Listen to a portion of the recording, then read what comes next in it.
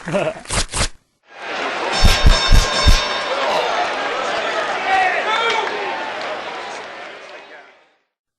right.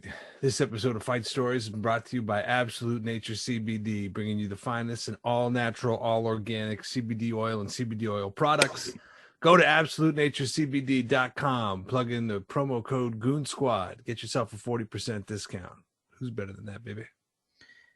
No one. That's why Absolute Nature CBD rolls with Fight Stories. That's right. We're the best, and they're the best. And Bringing you can be the best too. An undefeated tag team duo of the best. We're the best. Oh, yeah. And you're going to want to head over to our other sponsor, Uncle Ronnie's Teabag.com. Make sure you hook yourself up with some sick Fight Stories shirts, as well as our custom Trevor Gillies collaboration, Punches Aren't Vitamins. You're going to want to probably buy a couple of those because you know you're going to be getting drunk and ripping them off at a party before a fight, like your Hollywood Hulk Hogan. Thinking that you're still 20 years old. I was just talking to someone online. He was tweeting about Over the Top, the arm wrestling movie with Sylvester Stallone. Yeah. And I was like, you know what? One time when I was in my early 20s, me and my friends, like a group of us, we went to a party dressed as every one of those characters. We had like all the different guys, Bull Hurley and Lincoln Hawks, John Grizzly. We're just challenging everyone to arm wrestles. Just totally ruined whoever's party this was. That's a great character. So fun though. What a great. I remember at some of these bars, they would have those arm wrestling. Yeah. You know, those arm wrestling. The pads right in the middle of the thing. I remember signing up for a couple of those. Oh yeah, your arms would be killing the next day too. Oh yeah. Yeah. I think I did enough of them where I fucked up my shoulder, and then my brother wanted to arm wrestle. I'm like, buddy, I'm done. I don't want it. I don't got nothing to prove anymore, you know. Yeah, you find out how old you are if you have an arm wrestling match and you're over the age of 35. Yeah. I think I was 30 when I was like already like, let's just do push-ups. Whatever. Let's do something I can win at. Yeah. I bet you arm wrestling starts a lot of fights too. Just so much like bad blood comes from losing an arm wrestling match. Yeah. Yeah. You know what I love but never got into was those like slap bouts. You know what I'm talking about? Like those slap knockouts. There's that famous one. There's the famous one where that tattooed guy just gets walloped, you know. That stuff makes me uncomfortable. Like I can't watch that shit. I just don't the idea of not being able to like really defend yourself. You just like just opening yourself up for it. Yeah, I don't think I have that type of psychosis in me. Yeah. I don't have ice in my veins like that. Yeah, not and especially with me not drinking. I mean, after a couple of whiskeys, anything is possible. But walking into these things stone cold sober, no thanks. Yeah, get into a Caribbean strap match if you get a bottle of Jack Daniels into you. Turn into Savio Vega. Yeah. Except we want to give a shout out to our buddy Manola Santanos. His dad just passed away. George, he was actually made an appearance on this season of Fight Stories. That's right. Just a great guy, and you know, Manolis tells a phenomenal story. If you haven't heard the episode, he tells a story about his dad escaping from the Nazis, and you should check it out for sure because it's a classic, and he was a great guy. So rest in peace. Rest in peace, George, and sorry to hear about him, Manolis. Mm-hmm. Now on that downer, let me tell you about the episode we got. Oh, we got a good episode today, man. This one was fun because on my old podcast, we actually had this guy on. He's a former NHL player, and he is, I would say, one of the premier storytellers to ever come out of the league. And everyone knows it. He's a total character. Yeah. Yeah, and you know, it's also worth going back and watching that episode of the old podcast. Mm-hmm. Yeah, we uploaded part of it to the channel. Right. Maybe I'll upload the rest of it, or I'll break it down into some clips. Right, or even because those stories, and he doesn't get into this because it was covered before, but he fought Ty Domi 3 times. Yeah. The And he Domi didn't come story. into the league as a fighter at all. Exactly. Yeah. Fights Ty Domi 3 times. This guy's a first round draft pick, but he'll do anything to make Yeah. it. And Dude, that thing where he's like, he's still in high school and he's like, I'm going to fight Ty Domi tomorrow night to his high school buddies is just mind blowing. calls the principal and has the principal put it over the PA system. Yeah. Amazing. Just Tonight, amazing. Terry Ryan's gonna fight Ty Domi. Yeah. It really makes you think about how young some of these kids are when they're coming into the league. Yes. And how mature I you mean, would be. I have never heard of a better example that highlights that fact than a kid at high school getting the principal to say he's going to fight Ty Domi over the PA system. Yeah, it's so good. It's so good. And so that story is on our channel already. Right. But I'll try and upload the old Rude Dudes podcast. Stuff. Yeah, I'll try and upload some of the other stuff from the old episode too. Yeah. But yeah, we got into a bunch of stuff that we didn't cover on that one, and we've never had him on Fight Stories proper.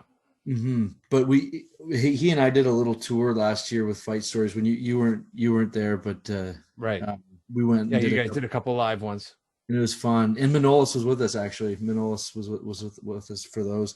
And Terry is just he's fucking hilarious, man. Yeah. when we were coming into my town, Bracebridge, to do the live event, as we're driving in. So we're coming into my town, and it's a beautiful town, and there's it's called Bracebridge, and there's a bridge with a waterfall, and it's wintertime. It's right around Christmas, so all the Christmas lights are up. And as we're pulling around the corner, pulling right into like the main area of town, all these fireworks just start shooting off. No. Like right above the falls. It was like the biggest festival of lights you could have even imagined. And I just looked at Terry and I go, I set it all up for you, Terry. Like I'm so psycho. Yeah. Did he believe it for a second? Yeah, fortunately, Terry would believe that was yeah. So funny, man. But yeah, this is a fun episode, man, and there's some really good shit, really good stuff in this. Yeah. He's a guy that just leads an interesting life. Yeah, just let him talk, man. Just pull the cord and let him go. Yeah. Awesome. Well, I mean, we might as well just get right into it, baby. Yeah, that's it, bub. Terry Ryan. Hey guys, welcome to another episode of Fight Stories. I'm Tyler Morrison. I'm here with my co-host John Moses and our friend, former NHL hockey star, Terry Ryan. You guys know Terry's got a book out right now. What's it? What's the title of this book? It's a tongue Tales with TR Fights Film Folklore. There we go. I knew I would fuck that up. Well, I mean, it's all good.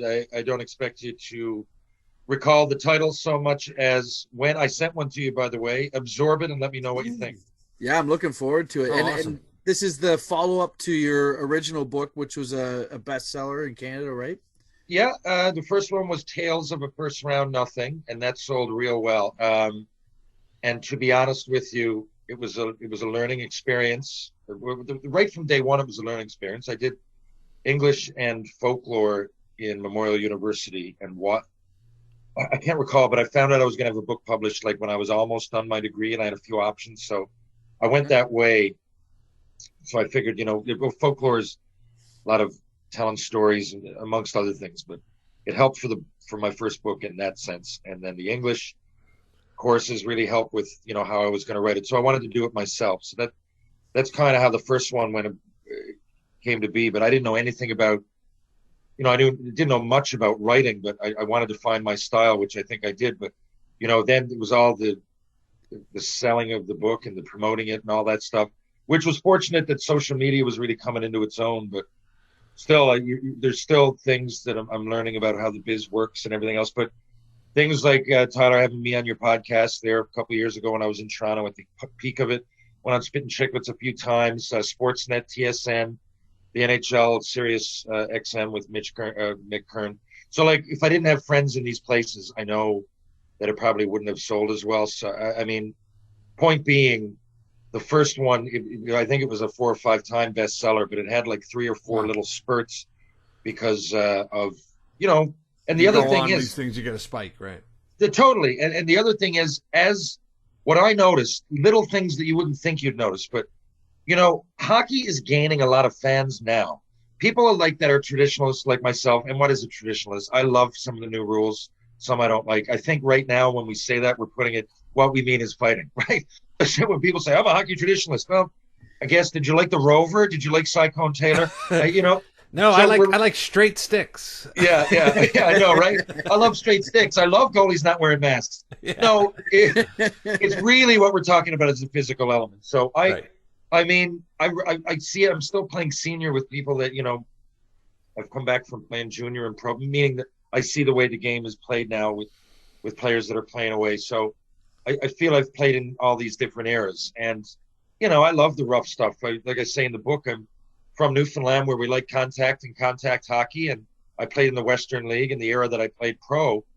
You really had to be accountable for your actions, and you got rewarded with a little bit of physical play. So that's the side I'm on. But I also realized that, there's a lot, the game is open to more and more and more people as social media bursts. And these teams winning the Stanley Cup, like Tampa Bay, like St. Louis, we hadn't won it ever, I think.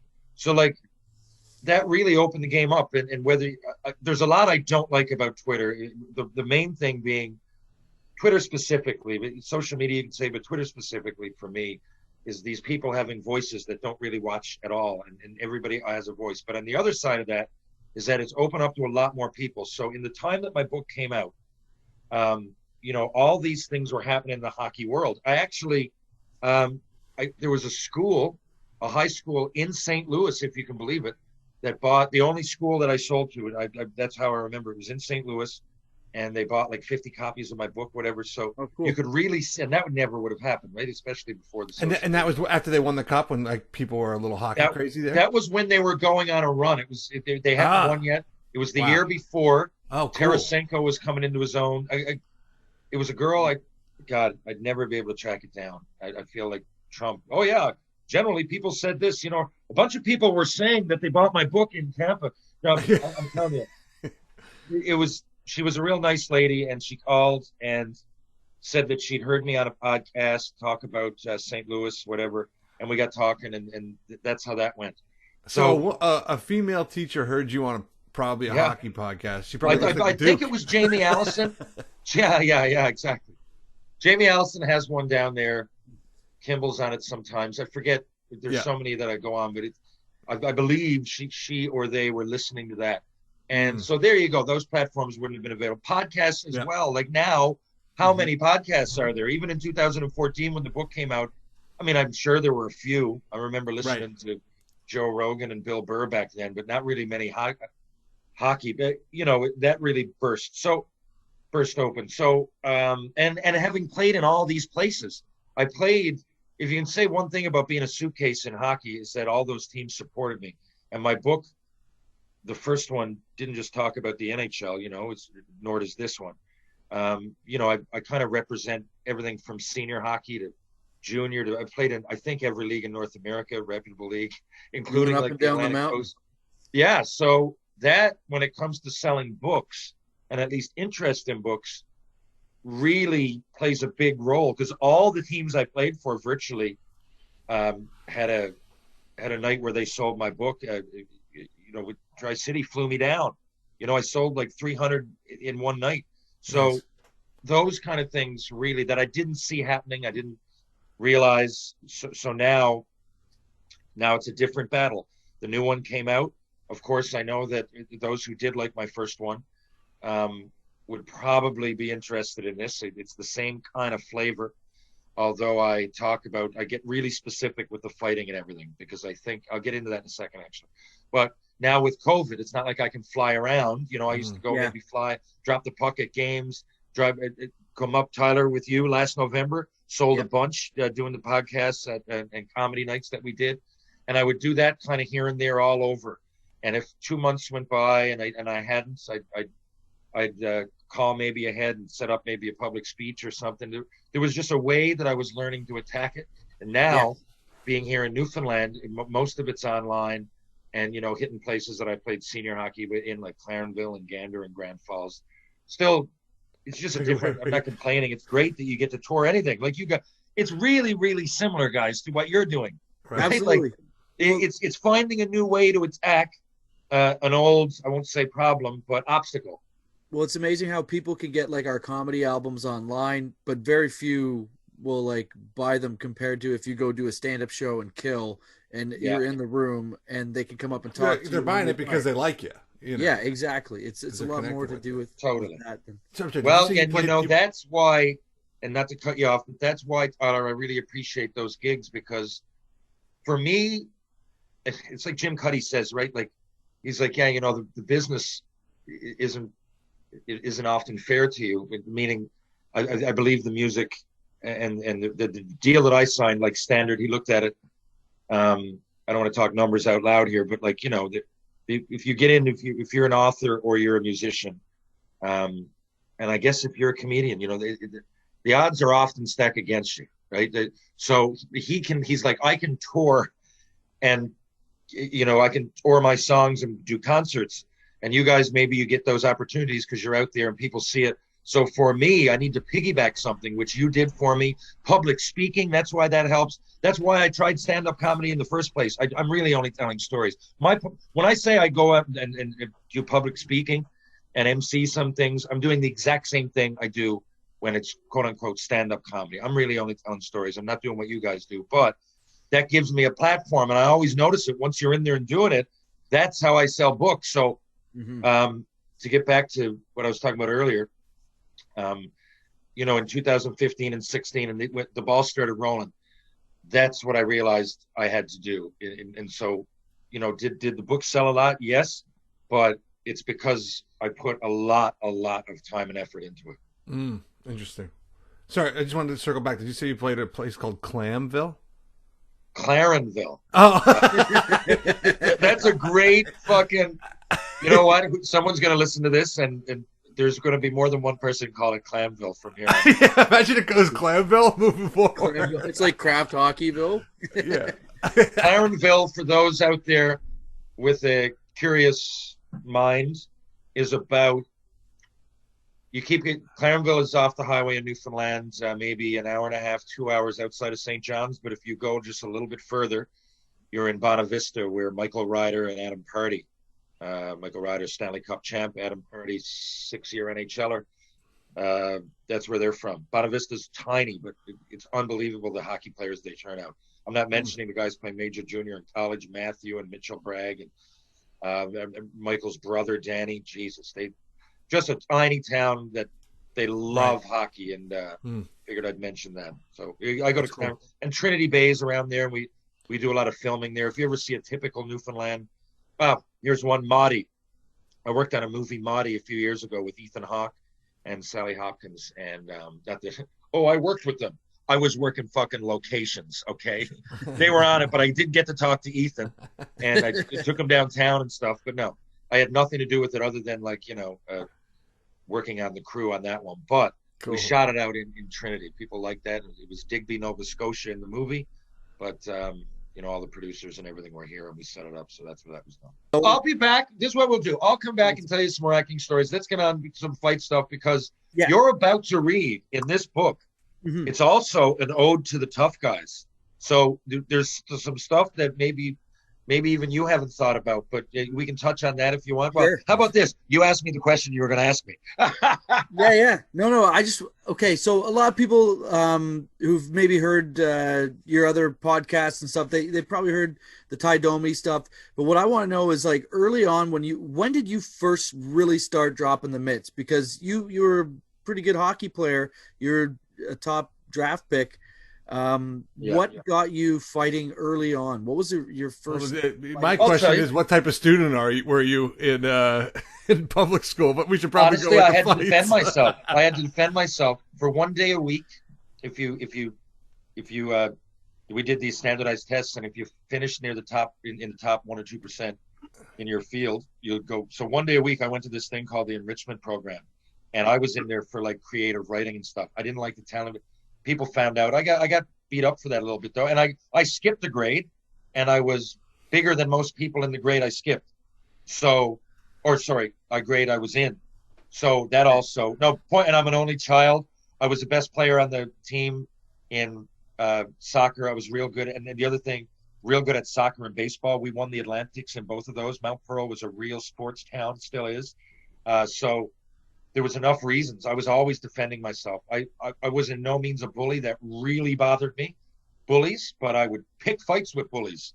So it was in me. Yeah, that was all off the ice. It was in me, though. I got tested early on, like grade 4 or 5. I went to an all-boys school, and I was shy, really shy. I'm probably the skip in the grade. Like, I looked at everybody like they were on a pedestal. And this one dude who was smaller than me, but he used to pick on me, and I took it. And one day, man, it changed.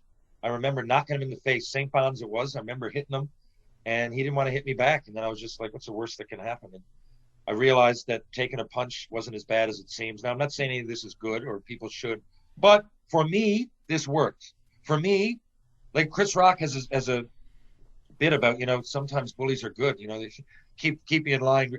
I won't say that, if my daughter was being. I don't want to say that I wrote my bit before Chris Rock or that it's a better bit, but. Oh, well, I didn't hear your bit. I would love to hear this. But there was some comparison early on. Yeah, well, that's fantastic because there's a point, and there's a little bit of that. And I don't mean there should be bullies, but if you just let kids grow up, like a lot of it with hockey, if you let it police itself, no one wants to fight Bob Probert, right? So there's going to be a little less shit going on other than the guys that are hired to do it. But other than that, Wayne Gretzky's not going to get injured. Don't worry. So there's a little bit to it, right? You learn in the schoolyard knocks and stuff. There are bullies in the real world. Yeah, there are bullies in the real world. And really, I'm telling you, it made me a better hockey player. And I was the guy around here. Really, I don't want to, guys, I really don't want to be boasting on here. I'll tell it like it is all the time. I really will. But growing in I was one of the best. Like TSN did a feature on me when I went away at 14 to play junior. I was a junior when I was 14. The year before here, I was in Pee Wee. We didn't have hitting. I played one game of midget. I had 6 goals. I played one game of midget. I skipped bantam to do that. I never did play bantam, right? So that's a big. Next year I skipped bantam to play junior. Yeah, and midget, they're hitting, right? Yeah, they're hitting. So I navigated around that. My first game of hitting, and I remember that the argument. They didn't want to let me play. I think a lot of it was jealousy, but the other part was, hey, this guy is 13 years old here. Right. He hasn't played with hitting. So, but I used to take it and go end to end. We won the All Newfoundland, the provincial championship, 16-0. I had 8. So we knew, wow, and really laying back. After 2, we knew we were going to win. After 4, I don't even want the puck. My biggest problem in minor hockey was being so passionate a person I am was when, like, my dad used to have to sit me down, like, you can't celebrate. And I didn't like that, but I should have been at another level. I'm just saying, my biggest worry in a game was don't get too excited after you score. Don't pump. Don't not regular things that you would.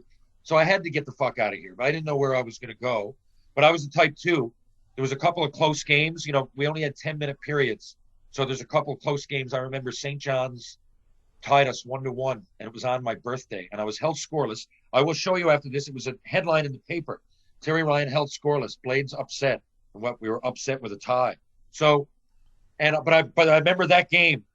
The guy hooking me down late in the game and turning around and chopping him, and then another time it happened. The guy was at me in front of the net. I dropped my gloves.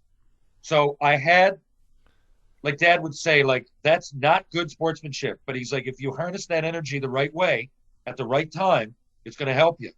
But he said, fuck that chopping around and chopping guys and. There's no fighting in what you're doing, so you don't fight. And now I went to junior. I'm like, well, is there fighting now? He's like, well, if you want there to be. He was never easy on me. But that was it. That's why I swear to you, man, my first fight, I got shit kicked. It was my first game, and I didn't know it was going to happen. I kind of got jumped. But then I came back. That's why when I came back, the story in my first book that it's probably the one with the most legs still that people love. Outside of knocking my own teeth out with a hammer, was that I went back at him, man. I went back at the guy, and I had hot sauce on my hands, for lack of a better 3-hour story again. I rubbed it in his face, and I beat him, and I beat him up. I couldn't remember how many fights I got in that year. I knew a few. It got to the point that it was where I wanted it to be. I wanted everybody in the ice to know that, fuck around, I'm going to fight you. I don't know. Even tough guys, though. You ask any of them, you know what? At the end of the game, they're like, often, do we really want to fuck with that guy? And they respect you, right? So often at the end of games, even in my Western League or pro career, guys I fought often that we had, whether it be Jody Shelley, Sean Thornton, in junior, Brendan Witt, like guys, and you realize you got the respect of it. It's at the end of the game. Hey, T-Bone, can you tell him if that happens again, I'm going to fucking go at him.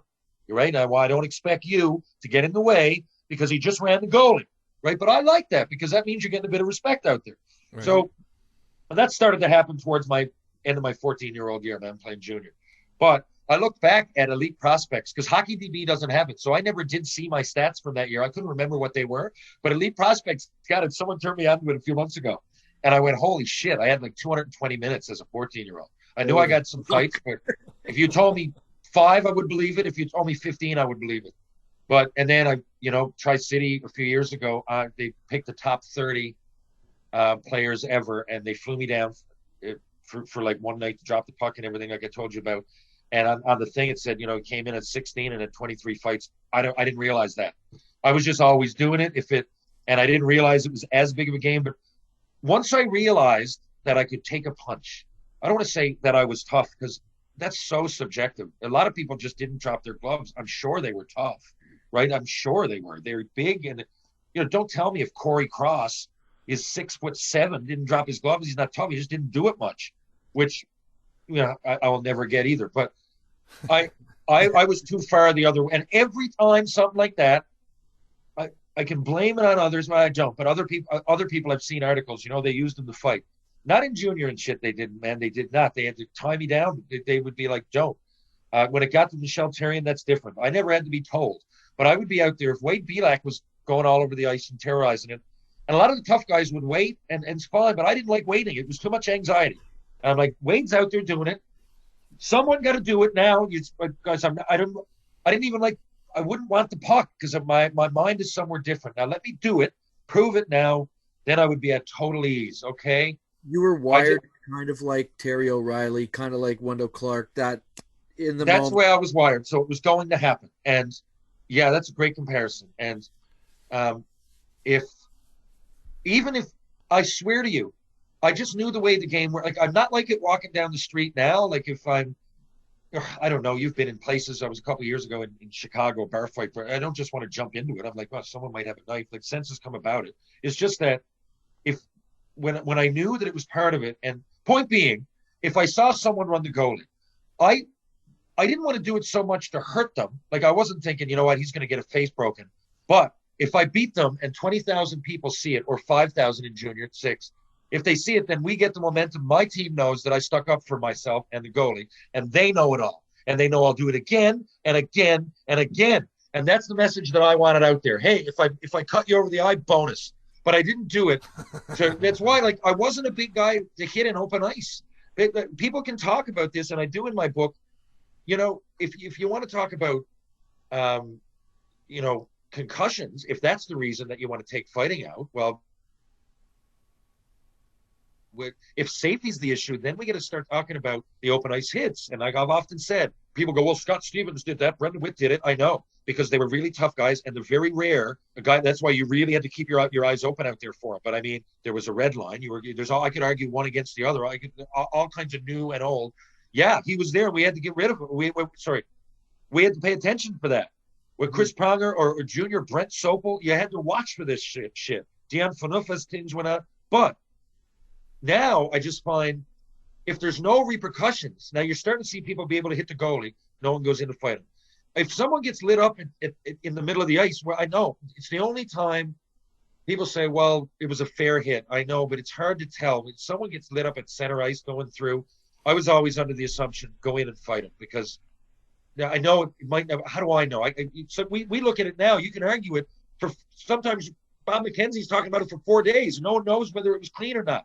All I know is that you went at our best player, man, and that is Hurtville. Going through the middle, that's in Injuryville.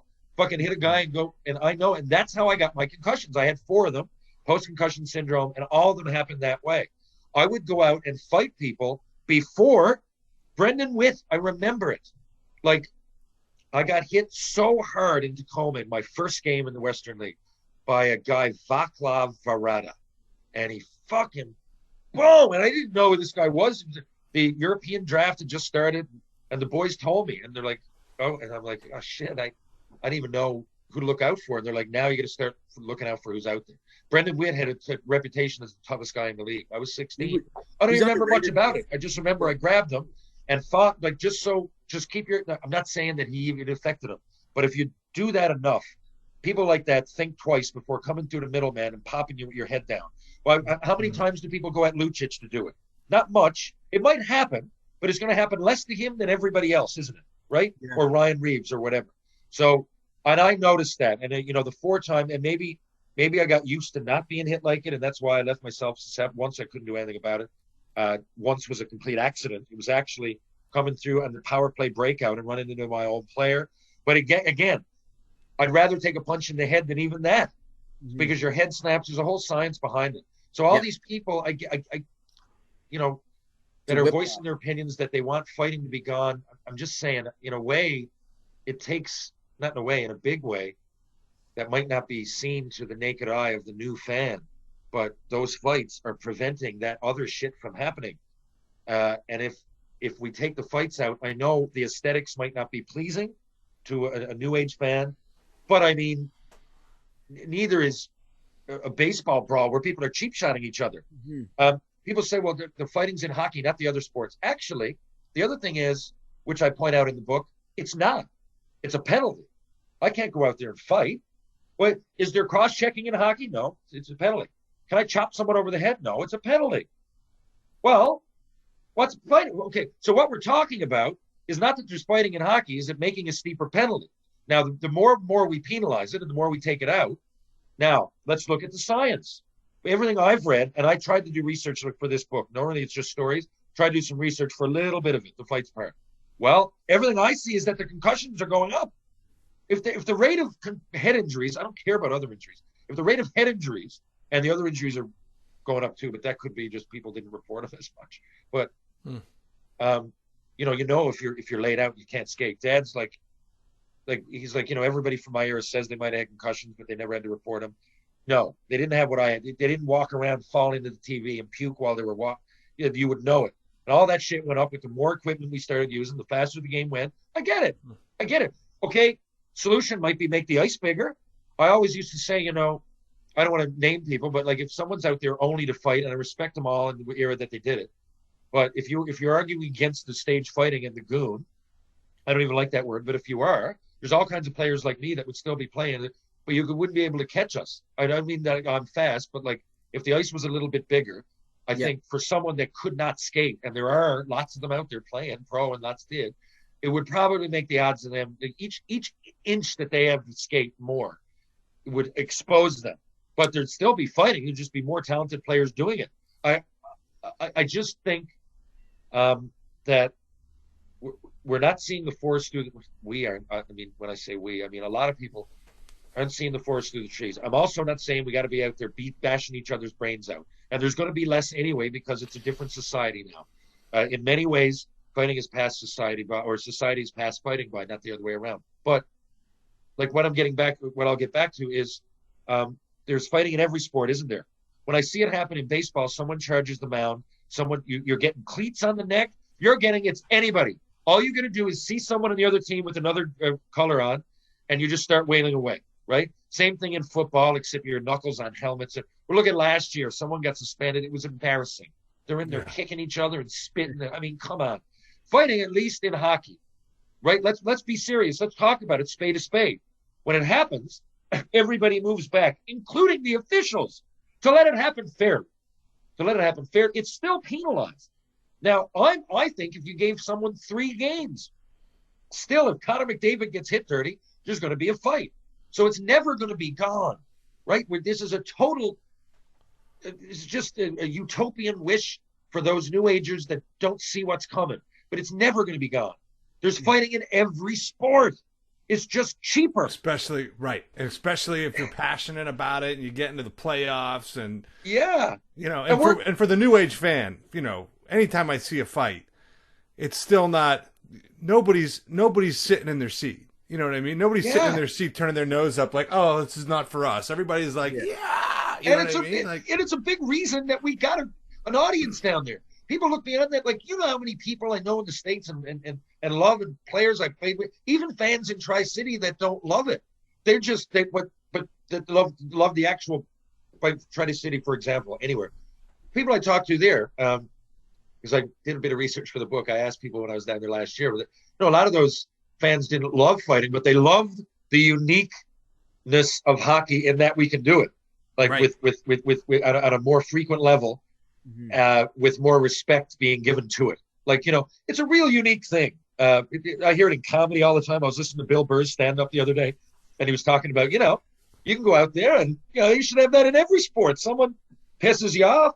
Now, you kind of do. It just happens at the last minute, and someone will throw a fucking 103-mile-an-hour fastball at someone's head and come out, and I often say it. It's there. They're in volleyball if someone gets pissed off enough. But if you add to the sport a dimensions, first of all, you can't run out of bounds. There's certain things in hockey that escalate the chance for it, right? Are you going to change that? Are you not going to have boards? No, you got to have boards. But in the other sports, you can just run out of bounds. In our sport, you're running out of time. So if I look at Chris Pronger, or I'm dating myself there, if I look at Shea Weber, and I think I can get around him, if I want to go for that, I know that the other side is a hard board. It's hard as cement nowadays, too. And it's not plexiglass like it used to be. So I look at that route. The people often say, well, toughness is going out of hockey. Even if you're Johnny Gaudreau, there's a level of toughness just to play, because you got to take that route. And you're looking at it as an instinctive scorer going, oh, Jesus, I think I got Shea Weber out of position. But I think isn't I know. And if I don't know, there's a chance that Shea Weber is going to fucking explode my body against that fucking glass. That's cement, right? So just to play. So now that happens enough, right? Now Johnny Gaudreau comes back, and as he's going down, sticks Weber in the face. Then another guy comes in, and it's the nature of it. We have sticks. What are you going to do? Take the stick away? Right? You're talking about soccer if you take the boards and the stick away. But there's so many things in our sport that are unique. You're going faster than every other sport. Way faster. Right? People got more protection on. And there's something to that. That's why we can hit. So because they do, right, there's more. It's in human nature. There's more contact. There's more fighting after the play. There's more gloves in a face. Man, I could argue this all day. If I can punch you in the face with my glove on, if I see your visor there, I can do it and make you bleed. It's all I'm going to find a way if it's the Stanley Cup playoffs and I want to win the cup, or if it's not a team thing, I just want a contract. I'm going to find a way to make you bleed. And if there's not respectful fighting, because we're given respect, it'll be something else, and it'll just be more and more filth, which we're seeing. Mm-hmm. I have a question for you, because we're talking a little bit about how the fighting does keep down the dirty rat moves. Is there anyone that you wish you could have got a hold of when you played? Anyone that did you dirty? Not did me dirty. My mind is starting to change, but there's only 2 players ever that I really, really, and really would have loved. And if I played, I would have looked right at them and saying, I'm doing this for the union. I'm doing it for the union. I'm doing it for every motherfucker that doesn't like you. I'm doing it. And I'm not talking like the Matt Cooks. I know they had a reputation of playing dirty. I'm sure if I played against him, I would probably find a reason, if he, being the nature of the game, what he did, what I did. But I'm talking about Sean Avery, and I'm talking about Brad Marchand. Okay. They've both gone above and beyond me. And I'll give slightly more rope to Marchand. Slightly. But Avery, I'm sorry. You can't turn out. Dan Phaneuf played in Red Deer. He wore number 3 after I did. And they won a Memorial Cup. And I guess I'm biased when I say it. And he's buddies with Damon Lankow. They played in Calgary together. And Dion, I golfed with Dion in the summer. Not that I'm a big golfer, but we did a charity event together. Not just because it's Dion, though. I hope not, but I don't think so. Because at the time, I didn't know him really that well. But when Sean Avery said he can pick up on my sloppy seconds talking about his girlfriend, it was over. I wanted to jump through the TV. Now that people ask why, there it is, right? So that's the best way I can explain what I felt like when I was on the team and I knew I was playing against a team with a guy like that. But That's the worst I've ever heard. Everything was me, though. That bothers me too. It's why I don't mind saying I got Republican friends out there, Democrats. I don't want to get political, but I don't like Donald Trump because it's obvious he's me. Yes, some of the stuff he says is absurd. I don't want to pay attention or give it any weight. I don't want to get too far into it, but he's obviously me. When Sean Avery was obviously me. He was doing, and it was there's a whole lot more of it going on now in sports because people want the Instagram shot, right? They want it. Right. But yeah, people are building brands outside. They're building brands. But he was doing it at a time. I don't want to say he's an innovator either because I don't like the way that goes. But maybe he is. But I don't. That stuff wasn't in. It's still not really. I don't think hockey players might have gotten a little bit more. They might take more chances on Twitter and things, and you might get the odd person say something that doesn't sound team-like Patrick Laine last summer. But still, hockey players are fairly humble and well-spoken and articulate team first usually. And Avery was just obvious. I mean, he might say it was just obvious. And, I've talked to guys. I don't want to sell any of them out. He played on Dallas shortly after that. I went to Dallas camp. You want to narrow it down. And I talked to people that just think he's scum of the earth. And they played with him. I don't know anybody I played with that I could say scum of the earth. I could name guys I played with that were like that once you get to know them, you're like, okay, I get it. But now the other side of this is that a couple of years ago, you see, he played with BJ Young, died in a car accident. I played with in Red Deer and Tri-City. I raised BJ's kid, Tyson. Tyson's out in Alberta now, but for his, from age 8 till 18, he's 21 now. And I raised him here, right? For a lot of reasons I won't get into, but we made a promise to each other, first of all. So I did that. But Sean did, and he played in Adirondack with BJ. And, he sent Danielle, my ex-wife, who I'm still, we raised Penny Lane together. We're on great terms. He sent her a message just to make sure Tyson was doing all right. So there's that. And that's why I eased up a little bit. When I said at the beginning, I'll ease up a little bit. But I can't say much one way or the other. I just want to go on record and say that I thought it was hilarious. Yeah. I mean, who fucking knows? I'm as a comedian, and as somebody who has historically said whatever I need to say to get somebody to fight, I thought it was hilarious. Yes, well, it was funny. It was just, I looked at that again, like I was in a union, which I was, right? Like I was looking at that going, holy fuck. And to no surprise, I've heard people that are on his team say, he was a lot to take every day in the room. There's egos, and then there's egos. And then there's people that should have egos and people that shouldn't have that ego. Right. I mean, I don't know. I throw Wayne Gretzky a bone. He played, he was, but Wayne Gretzky isn't, I'm making a bad comparison because Wayne Gretzky would never say anything remotely close to that. Right. I just mean, if you're a superstar. But yeah, and you can make the argument. Maybe we just, Sean Avery has every right to do what he did, and maybe he was just building a brand. I sense something that's not like the other instigators. It's something. Marchand is also very infuriating, but infuriating. Mm-hmm. Yeah. I will say this: I actually met Avery at a golf tournament. I didn't speak to him much, but I did. I haven't met Marchand, so I will say this: I could be totally off. I could meet them, and it could be because if nothing else, maybe the reason I hate him so much, or I want to say hate, I don't like the way they play, or I don't like them that much, man.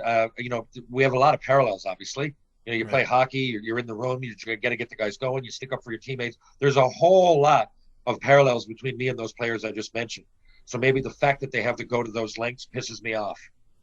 But there's something, maybe it's for my therapist. I don't know. I just want to leave it at that. So you are in therapy. Avery's book is really good, by the way. Sean Avery's book is really interesting. I'd say it's worth a read to kind of get, if you're, you know what I mean, to kind of get behind.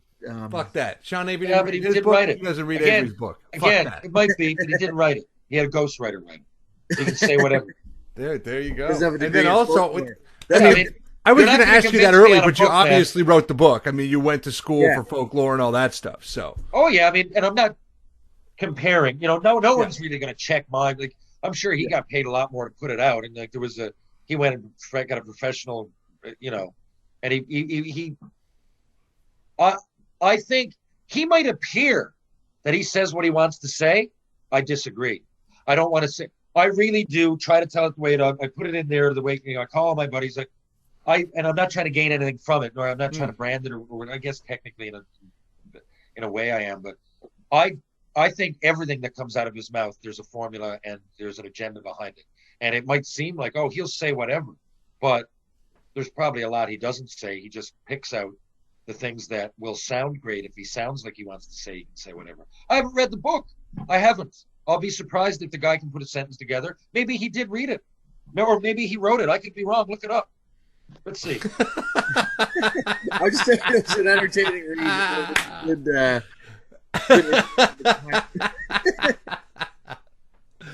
yeah. Yeah. Anyway, I will find you can ask me another. I feel like I'm hating on Sean Avery here, which I kind of am. I give anything could be possible. His book could be great. And you know what, Tyler? That's what I'll do. You've read it and I haven't. What a dickhead I'm being. You've read it and I fucking haven't. I'm going to read the book, and then that's when I'll come on your show next. How about There's a story. The Sean Avery book review by Sherry Ryan. Dude, that'll be the book review episode. Well, yeah, there you fucking go. I'll give you my opinion could change. I hope it does. I want every reason to like the guy. But it's just like when he went on that Spittin' Chicklets episode. Did he have to have the cigarette while they were having their interview? He wants everybody to know he's a bad boy. Come on, I can keep doing this. Right? Oh, he doesn't mind about smoking? No. It's not that he doesn't mind. He wants you to see him smoking. Even if he doesn't smoke. Right. The other there's another one I wanted. There's a story. I know the story, but John has not heard this story, and it's you told it to me. The strip club story. Yeah, which one? Yeah. Well, I don't want to give it away. You went to the Detroit? the night before. Oh yeah, the night for Halloween. Okay, this was yeah. So in 96, 97, that was a weird year because I was coming off a concussion, first of all. I didn't really tell anybody. And so I went to camp really thinking I wasn't going to make the team, but I made it. And what they told me was, we're gonna keep you here because I was 19. If I'd been 20, they would have sent me down for sure. But they were like, the Tri-City were in last place. So they were like, either we send you back to junior to a last place team. You had great stats last year. You know, the 50 goals and 110 points and 207 minutes. So they were like, you know, what are you going to do? Go back and get 400 minutes and just, you know, not that I was going to go think I'm great. Or I was going to go back and like knife through butter. But if you're 17, they didn't want me to regress. So, I mean, I wasn't going to say no. I was like, yeah. Keep going. You got my attention. So Mario Trombley said, we'll just keep you here for most of the year. Maybe at the trade deadline, we'll send you back, which is ended up what happening. But that wasn't until February in junior. I went back to Red Deer. So I played, I think, 4 games is all. But I practiced every day. So that was great. He said, you know, you'll come on the road and you'll, you know, learn from guys like Damphus and Koivu, who was being groomed to be the next captain. Craig Rivet was just starting out. Craig Conroy was there at that point. There was lots of great guys there. Tucker. So I actually told me and Tucker to live together. So I was like, great. So, you know, I just had to show up and work hard every day. And there was a chance. I did. I mean, I think 7th or 8th game of the year, I played against Philly. I got a few games in. It was a great experience. But I'd go on the road. So I knew I wasn't going to play much. We went to Detroit. And that was great to see a game in the Joe Louis Arena. And if I say see a game, we're in there twice. And that night, I believe, I put on my gear, but I didn't get a shift. That happens sometimes back then. I had a few of those on my resume. But and in no way, I was 19 and I knew it. The boys would call me grocery stick, right? Like you've heard. But it was just, it was kind of expected. When I say that often, people think I'm complaining, but No, it happens a lot of the time. It's the NHL as well, right? So just sitting on the bench getting some experience was great. So we went out after, and so the guys told me, I remember Stephane Richer, Patrice Brisebois. There might have been, I know there was a group of them. I just remember those guys, Rex, I believe. And so they're meet us at BT's. So I'm like, sure. And I looked, and that was a strip club. So I went back to the hotel first, and me and Tux, I honestly, I see it in my eyes, the winding staircase. I remember exactly, I was going up, Tux was coming down. I just changed or whatever, and I came back down. I'm like, well, the boys are gone. I'll meet them at BT's. I think I called my parents. I used to call them after every game, especially if it was something like playing against Steve Yzerman. So, I remember being late. So I called the cab, and I'm like, take me to BT's. So when I got in the cab and I went to B, and this is October 30th too, the night before Halloween, which is Devil's Night in Detroit, I guess, United States. I had no idea. There's something this Devil's Night. I haven't looked into the history of it, but it's something. And I believe it either started or really came to prominence in Detroit of all places. I have no idea of this. I'm not even sure of that now. Like, I've no idea of this. So I go to BT's, and it's the wrong BT's. There's two of them, and I'm way across town, I guess, in the lesser of the two BT's.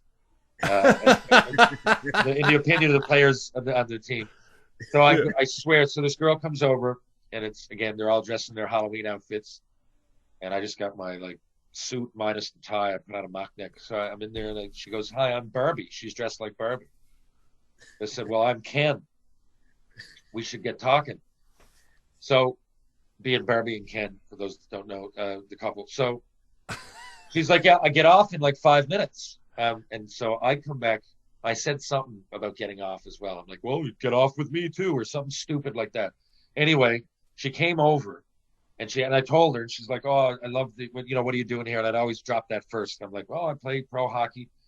So she's like, "Yeah." She goes, "I love the Red Wings." I'm like, "I played against them tonight." And again, I didn't say that I didn't actually get a shift. Oh, yeah, I almost didn't say any of that. Yeah. So anyway, one thing leads to another. I don't remember much about how long I was in that bar talking to Barbie, but we got a cab, we back. She goes, "Let's go to my place." So I go to her place, and I don't know again where 8 Mile is or anything, but I know that we went to, it was definitely a trailer park. If I said a trailer park, what I think here of a trailer park is like, I can see the whole trailer park. This was like driving 20 minutes through trailers. Like, I don't know like where. Trailer City. And there was there was fucking fires. There was like people getting rowdy, like loud. Like, I was like, wow. Like, I never ever would agree to go there, no matter how much I wanted to get laid. But anyway, I was going in, and this novelty to me. Of course, it wasn't the first time I had sex. I mean, I'd been in junior, and I had some good years. But I mean, like anybody, like a coming of age thing. I was here. I was in Quesnel. I was in Tri-Cities. Like, I never met strippers or nothing like that. Like, this was bonkers. Yeah. I don't even really remember if I got laid in Montreal before this point. This was early on. I'm 19. So anyway, we go back, and she goes, she's getting ready, and she goes, "Take, I got this." It was like a shooter. So she had this, except it was the top of a bottle. She took this bottle. Yeah, she unscrewed it. And she was like, boom, she did one of these. She goes, "Do you want one of these?" I said, "Sure." I go, "What is it?" She goes, "GHB. I didn't know what that was. It was like the date rape drug, I think. So I didn't, again, I think that's it. I don't know. And looking back, I'm telling you, people go, "Why would she give it to herself?" Dude, I don't know. I'm telling you, though, for sure, if there's one part that I'm positive about, because I'd never heard that term in my life. I didn't know what. I thought it was some kind of drink. Or like, I know it was in a little cap. I thought of it like coffee to espresso. Like, it's a smaller shot. Like, which it was. But anyway. So she goes into the bathroom, whatever. She goes, "Go in my room." So I go in the room, and all of a sudden I'm noticing there's like sex toys, like mostly leather, and like leather lingerie and stuff, like all over the place. And she's putting on hard music, like Ace of Spades with Motorhead. And then she's got Metallica on. And it's just, the songs are like, I just remember they were all like heavy, but they were all loud. So I went in, and it was loud. And she came back in the room, and like we were making out, we were I might even like I remember like being really excited. So I had 3 oil changes that night, if you want to put it that way. So first, I can't remember if it happened, but she flips me around, and she gets this big fucking yellow dildo. The only thing, honestly, it was like a banana. Like I was thinking, what are you gonna do with that? And she bends me over, and she fucking jams it up my ass, like real, like I don't know what's gonna happen. I don't. At the very fucking least, or the very most, I think is gonna happen is that because she's bending me over, she's propping me up. I'm going, holy shit, she's got, at this point, we both got like lube all over us, oil or lube. Or whatever. And I think like maybe her tongue or her finger might be, but boom, she takes this thing and just, and I'm like, holy fuck, whoa. And she's getting off on this. So she's like, leave it up there, bitch. So then I know enough to know what's going on. So then she's, but only, well, now I guess you would if you're 19 because you've seen Pornhub. But again, I really didn't see much. It would take an effort. Like we all had, oh, there's a porn. But unless you went to the adult store, bought 1 tape. Right, that's right. Unless you bought like 50 tapes, now you browse. You can't take a 4-hour trip. Right. So yeah, I'd seen them, but very rarely did I actually look at them.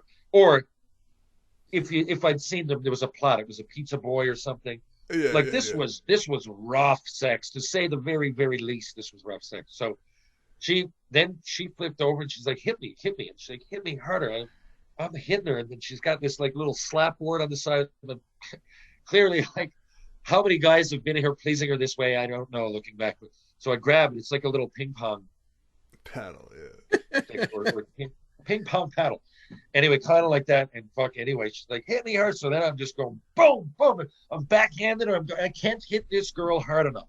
She's fucking loving it. And I'm freaked. I'm going like, I'm kind of happy because I'm on BGHB. But I know at this point, it's like 4:30 in the morning. I'm like, I got to get the fuck back to the hotel. We're going to San Jose in the morning. And I'm like, I got it. Yeah. We're flight's at like 11 and we have breakfast together. So I'm going, oh, fuck. So I called the cab. She's telling me, I don't know, man. And there's no phone that I can just look at the internet. The internet existed, but like barely. It's not on my phone. And she doesn't have a computer. Yeah. So I can't look and like order a cab. So I'm like, what is the number? I remember going outside and asking people. And because, again, it was this fucking crazy atmosphere.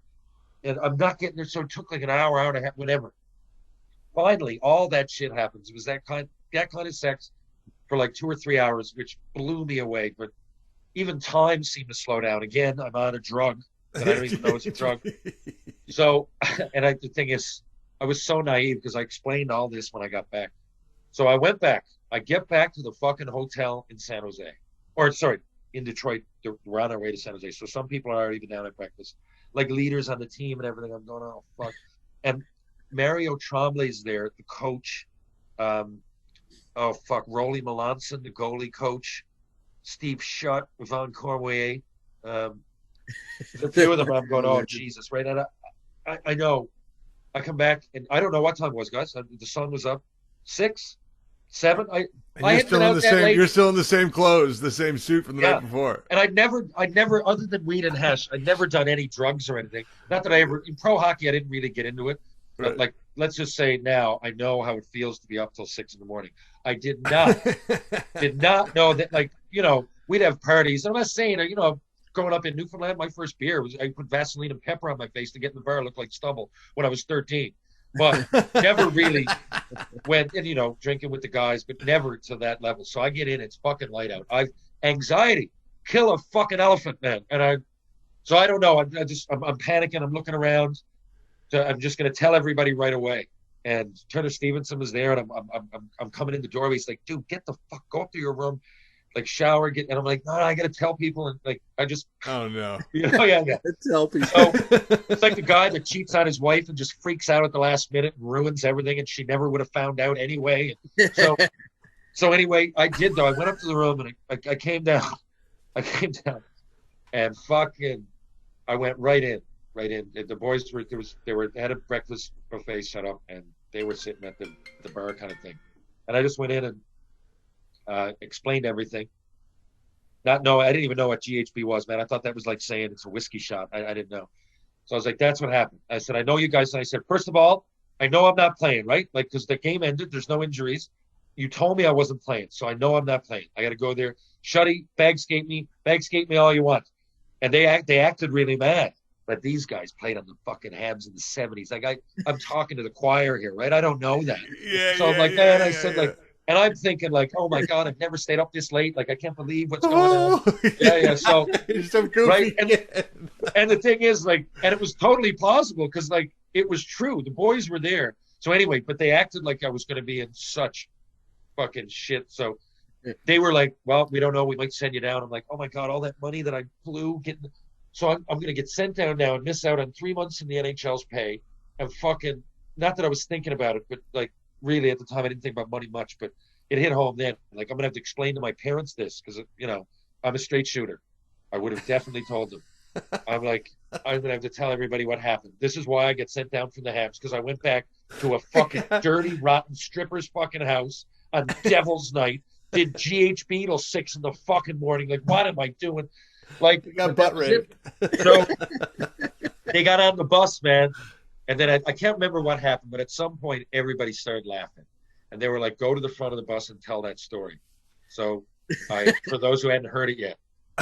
So on the way to the airport, so we did it. I did that. And sure enough, and we got there and it actually helped out because I only was going out to be social with them. And they knew that. And the thing is, the other guys told Mario and them, like they're like, you know, he was supposed to come meet us. He would have been with us.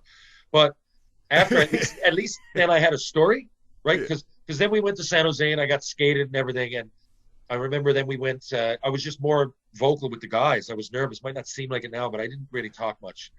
When I speak when spoken to when a rookie in the NHL, a teenager.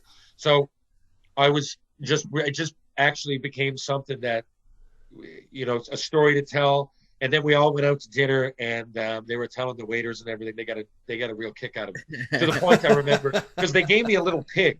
They gave me a pig. In other words, you're a pig kind of thing, like as a good luck charm to have with me.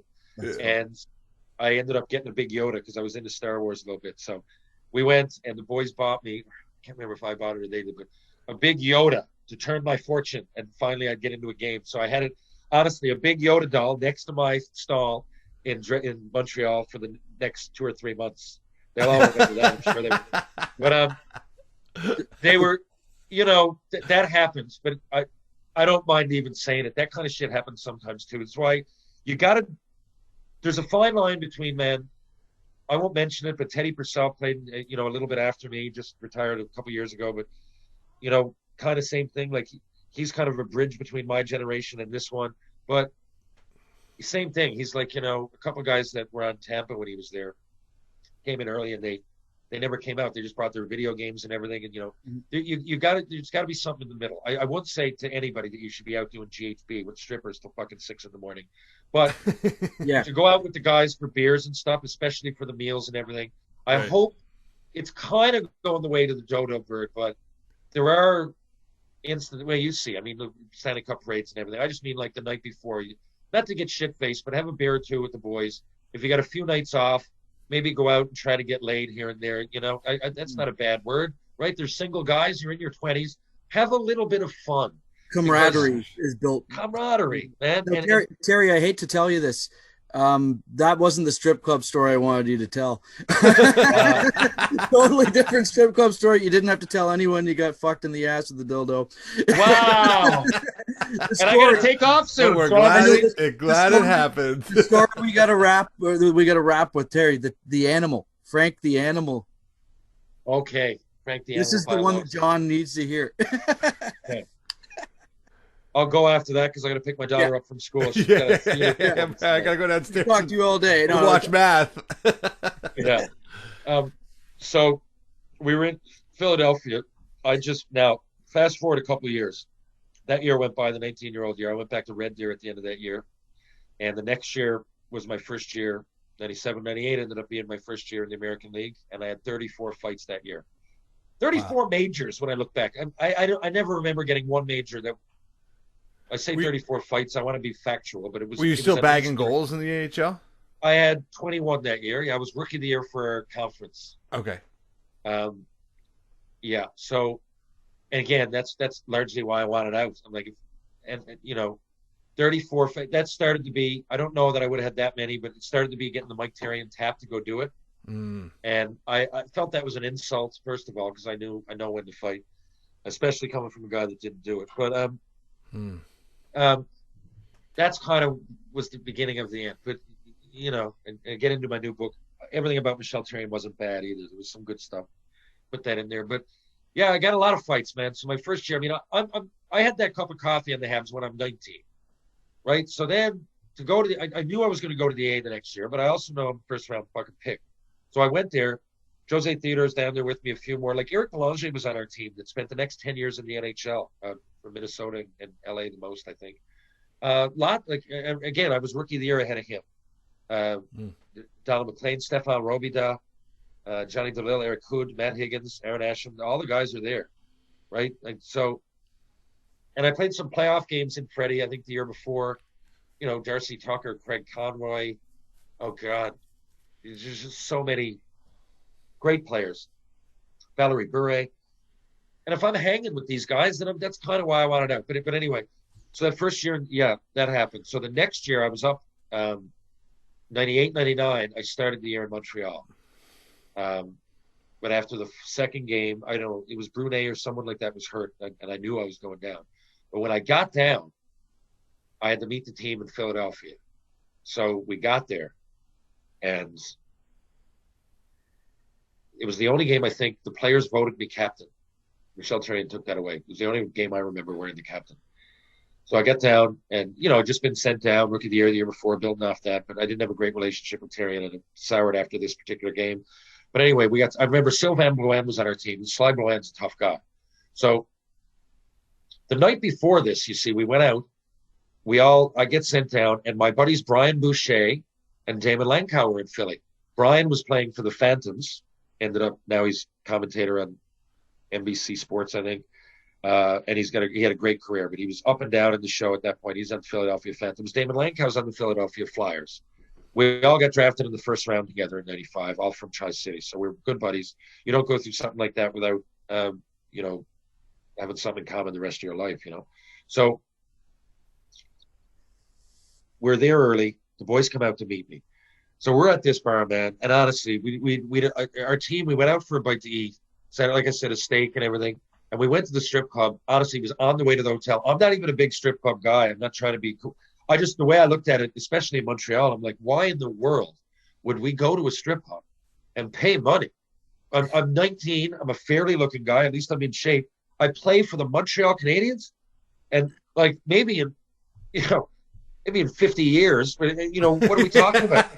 You know what I mean? Like, why in the world would I go into a strip club in Montreal? I just never did the math. But, you know, once in a while, and guys like to go, especially in Philly, there wasn't that many places to go. It was on the way to the hotel, easy place to meet the boys. So we went in there. And then, anyway, we're having a couple.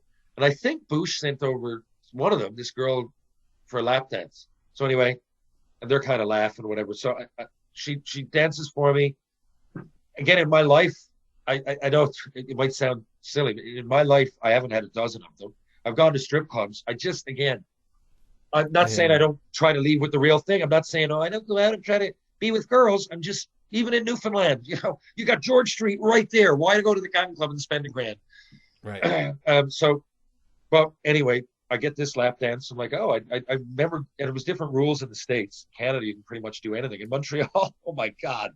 The happy endings happen at half of them. But in Philly, it was like, you know, you got stickers on your nipples and you still get your panties on or whatever it was. So, but she's over there dancing for me. And of course I want those panties to come off. So I'm like, hey, what are you doing after? Or whatever. Like immediately too, no game whatsoever. Just immediately I play pro hockey because it was working here and there. So she's like, yeah, but my husband plays hockey too. I'm like, oh yeah, my husband, first of all. She goes, oh, don't worry. Like, well, is he here tonight? She's like, no. I'm like, well, fair enough. I said, well, I play pro hockey, you know, honey. I play pro hockey. So what team? I said, well, you know, I was with the Montreal Canadiens till yesterday. I said, but now I'm with Fredericton. I'm in to play the Philadelphia Phantoms. But I said, soon to be the Flyers, hopefully. And I winked. And she said, oh, my husband plays pro hockey too. I went, pro hockey? So you mean professional hockey? He plays for the Flyers? What? She goes, no, he plays for the Phantoms. And I'm like, oh, fuck. It starts to, now I'm thinking, who on the Phantoms is fucking crazy enough? All this is going through my head. In a millisecond, I realize. Yeah. Frank Bialowas. I'm like, oh, Jesus. When Frank played here for the St. John's Maple Leafs, when Frank played here, this is how I knew of Frank Bialowas, because I watched him, first of all, when I was 14. And the Leafs first came here in 91, 92, the year I left. I would come back, the Leafs. And he was an animal. And Ryan Vandenbush came in a couple years later. And these guys, well, animal, he's Frank the Animal. He had such a reputation as a tough guy, and the way he wore his hair, and he's one of those guys. No offense against him, he probably wouldn't last if the rink was a little bit bigger.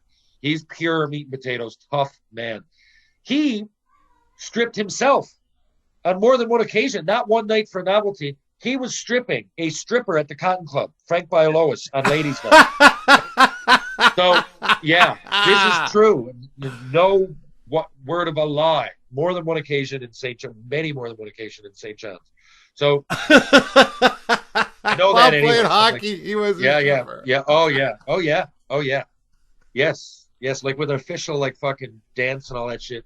So I'm going. So we go to the game, and he's standing on the red line in warm up, and he's got no tape on one end of his stick, and he's just like leaning on it, looking over at me, and I'm going, well, the team thinks because Sly Boland, we're doing horseshoe, and he's like, he goes, Frank the Animal, he pissed off.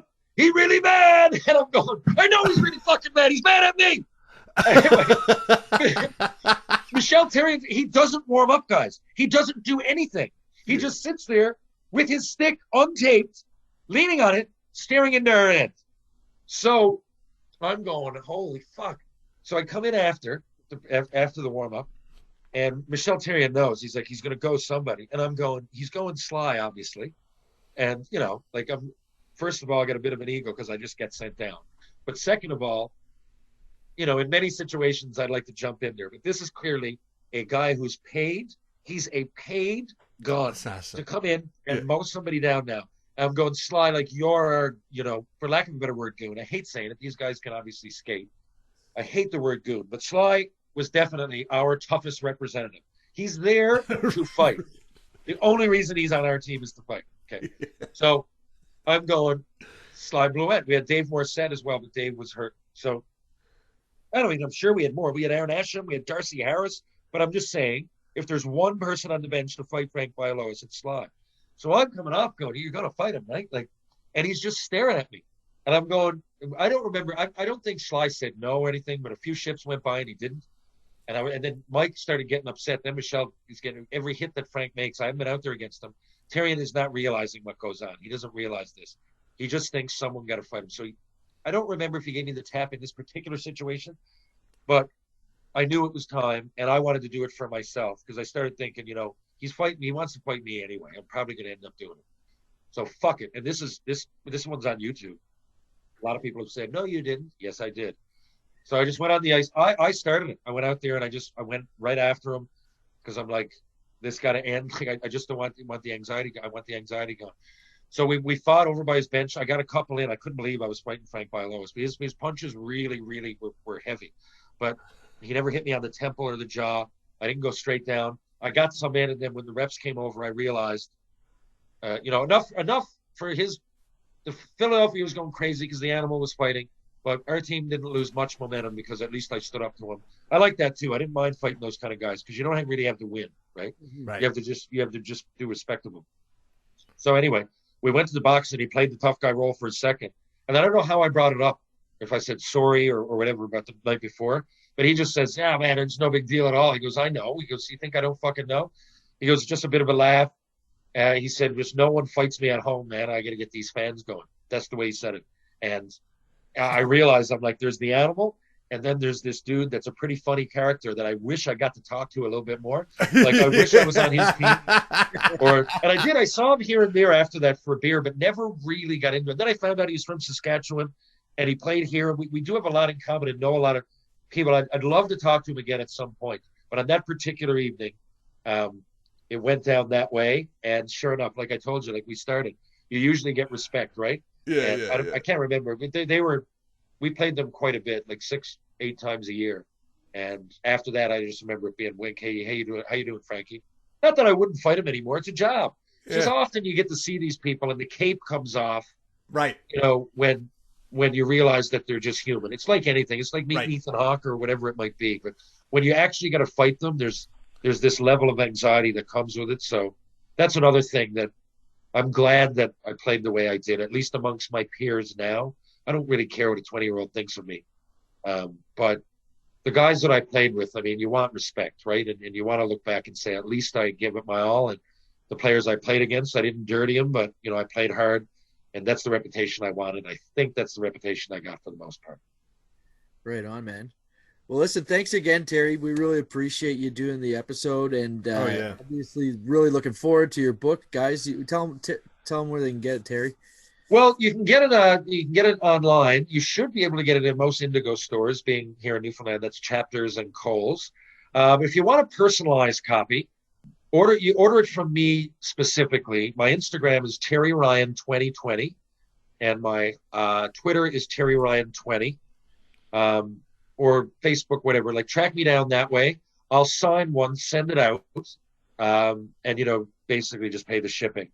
And a lot of people like doing it that way if you want it personalized, because I know people here in town are waiting to go to these stores, and you go for an afternoon, but I just can't make that call all the time. Plus, what I do, I go buy them from the company, right, and then I resell them, and that way at least I make $5. If it goes in Chapters or Coles or any of them, I get 50 cents. Not that I don't want it to now, because it's more of a platform than anything. Right, you just want it out there no matter what. Yes, it's great. Yeah, but if you buy it off me, you'll get a personal touch. Really, it's the same price other than the shipping, because I'm buying them at Costco, right? That's what I do. I buy them at Costco and then resell them. At least I get $5. But hey, you can track me down that way. If not, Flanker Press, Costco, Chapters, Coles. That's what I know of. Online, I know there's an online version on Kindle, Amazon, but there's also, we're going to have an audio book soon. So look in the new year for the audio book. Right on, man. Fights, Film, and Folklore, Terry Ryan's new book. Make sure you get it. And if you can't remember, I'm gonna start with the first one. I'm gonna buy the first one, and then you will. Honestly, if I had media copies left, I'd send one to you. They gave me some media copies at the beginning, right? That's why I just said, Tyler, my new one. And you feel free to share it. I appreciate what you guys are doing for me. Yeah, man. Just giving me a platform. I'd give you one if I could, but I honestly don't. Listen, you will like it, though. I had a good month. Oh, good. Well, that's fantastic. All right, awesome, buddy. Thanks so much, man. It's really good to talk to you and get to meet you, Terry. Boys, thanks a lot. I hope it's a good time. I hope it's not the last time. See you soon. Sounds great, Terry. Thanks, buddy. See you, boys. Later.